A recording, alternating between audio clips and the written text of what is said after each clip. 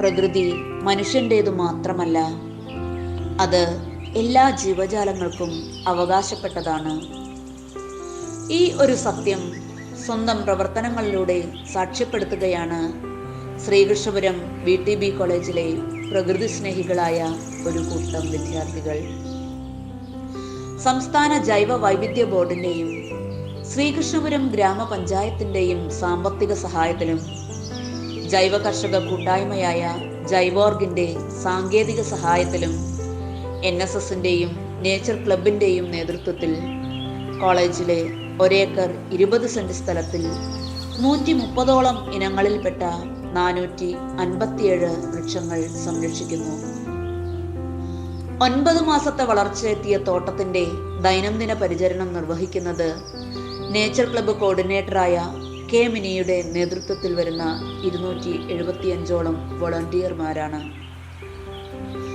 കേരളത്തിലെ നാടൻ ഇനങ്ങളിൽപ്പെട്ടതും ഇന്ത്യൻ കാലാവസ്ഥയിൽ വളരുന്ന വിദേശീയവുമായ ഫലവൃക്ഷങ്ങളും നിരവധി ഔഷധ സസ്യങ്ങളും ഇവിടെ സംരക്ഷിക്കപ്പെടുന്നു. കൃത്യമായ കനോപ്പി മാനേജ്മെന്റിൽ രൂപകൽപ്പന ചെയ്ത തോട്ടത്തിന്റെ ഏറ്റവും വലിയ സവിശേഷതകളാണ് ജീവനുള്ള പുതയും ജീവനുള്ള നിഴലും. ചെറുപയർ, പയർ, ചെണ്ടുമല്ലി, എള്ള്, വഴുതന തുടങ്ങിയ 30ഓളം ഇനങ്ങൾ പ്രധാന വൃക്ഷത്തിനു ചുറ്റും വിതച്ചാണ് ജീവനുള്ള പുത തയ്യാറാക്കുന്നത്. പ്രധാന വൃക്ഷം വളരുന്നതിനനുസരിച്ച് മറ്റു ചെടികൾ വെട്ടി ഒതുക്കുന്നു. ജീവനുള്ള നിഴൽ അമിത സൂര്യപ്രകാശത്തിൽ നിന്നും ചെടിയെ സംരക്ഷിക്കുന്നു. ഗോമൂത്രം, ചാണകം, ചെറുപയർ മുതലായവ ഉപയോഗിച്ച് കുട്ടികൾ തന്നെ നിർമ്മിക്കുന്ന ജീവാമൃതമാണ് മാസത്തിലൊരിക്കൽ വളമായി ചെടികൾക്ക് നൽകുന്നത്. വേനൽക്കാല ജലസേചനം തുള്ളി നനയാണ്. ഇക്കാലയളവ് കൊണ്ട് തന്നെ തോട്ടത്തിൽ നിന്നും ധാരാളം ഫലങ്ങൾ ലഭിച്ചു തുടങ്ങിയിട്ടുണ്ട് എന്നത് ഞങ്ങൾക്ക് ഏറെ സന്തോഷം തരുന്നതാണ്.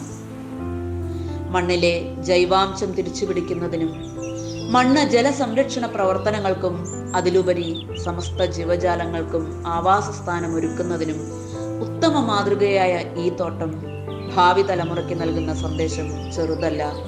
അതെ, കർമ്മനിരതരായ ഇത്തരം സന്നദ്ധ ഭടന്മാരിൽ ഈ ഭൂമിയുടെ സംരക്ഷണം സുനിശ്ചിതമാണ്.